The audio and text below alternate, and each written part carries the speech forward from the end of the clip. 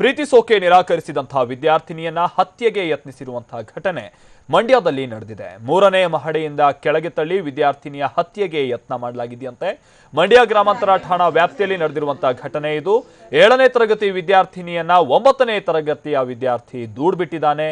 1 ವರ್ಷದಿಂದ ವಿದ್ಯಾರ್ಥಿನಿಯನ್ನ ಆತ ಪೀಡಿಸ್ತಾ ಇದ್ದ, ನನ್ನನ್ನು ಪ್ರೀತಿಸಬೇಕು ಅಂತ ಹೇಳಿ 9ನೇ ಕ್ಲಾಸ್ ಹುಡುಗ 7ನೇ ಕ್ಲಾಸ್ ಹುಡುಗಿಗೆ ಪೀಡಿಸ್ತಾ ಇದ್ದಂತೆ. ನಿರಾಕರಿಸಿದ್ದಕ್ಕೆ 3ನೇ ಮಹಡಿಯಿಂದ ಕೆಳಗೆ ತಳ್ಳಿದ್ದಾನೆ ಅಂತ ಹೇಳಿ ಒಂದು ಆರೋಪ ವ್ಯಕ್ತವಾಗಿದೆ.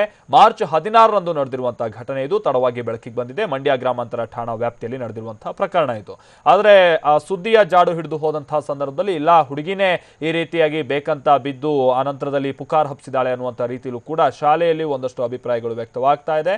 ಹೀಗಾಗಿ ಇದಕ್ಕೆ ಸಂಬಂಧಪಟ್ಟಂತೆ ಈಗ ಮಂಡ್ಯ ಗ್ರಾಮಾಂತರ ಠಾಣೆಯಲ್ಲಿ ಪ್ರಕರಣ ಕೂಡ ದಾಖಲಾಗಿದ್ದು, ಪೊಲೀಸರ ತನಿಖೆಯ ನಂತರದಲ್ಲೇ ಸತ್ಯಾಸತ್ಯತೆ ಏನು ಅನ್ನುವಂಥದ್ದು ತಿಳಿದು ಬರಬೇಕಿದೆ.